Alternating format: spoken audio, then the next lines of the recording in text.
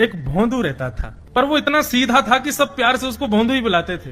गायों की सेवा करता था और जिस आश्रम में रहता था वहां के गुरुदेव शाम को प्रवचन करते थे तो सबसे पीछे बैठ के सुनता था। भोंदू को लगता था गुरुजी जो बोल रहे हैं ये बिल्कुल सत्य है, इसमें कोई झूठ नहीं है।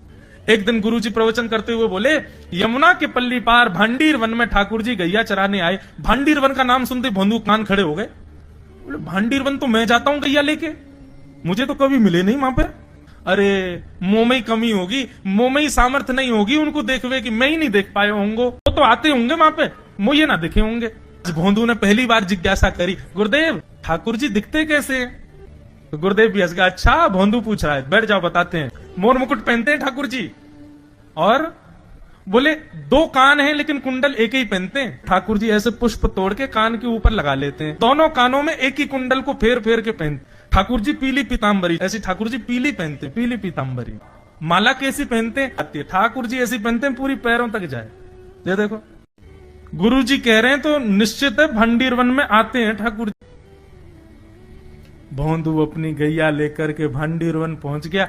गैया चर रही थी, अब भोंदू ढूंढ रहा है, कभी वृक्ष के नीचे जाके देखे, कभी कहीं देखे, कभी ढूंढे कहीं से चंदन की सुगंधी आ जाए। गुरुजी बता रहे थे उनमें से चंदन की सुगंधी आती है, क्या पता कन्हैया यहीं कहीं हो।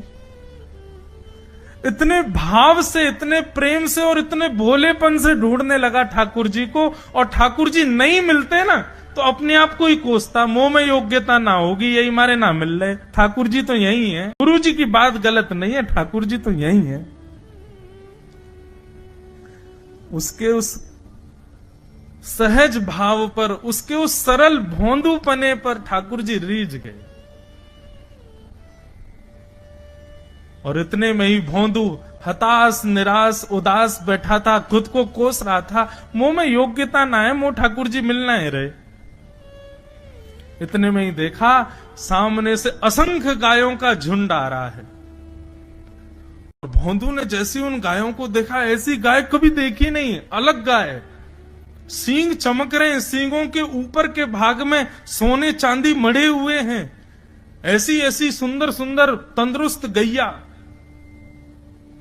तभी देख रहा है भोंदू पीताम्बरी पहनी है, गले में वैजंती माला धारण की है, सिर पर पाग पहनी है, एक कान में कुंडल है, मंद मंद मुस्कुरा करके दतुइयां दिखा रहे हैं, कटाक्ष नेत्रों से कभी इधर देख रहे हैं कभी उधर देख रहे हैं, अपनी वेणु को कमर में कस करके गैयाओं के गले में गलवैयां डाल करके श्याम सुंदर भोंदू की तरफ चलते भय आ रहे हैं।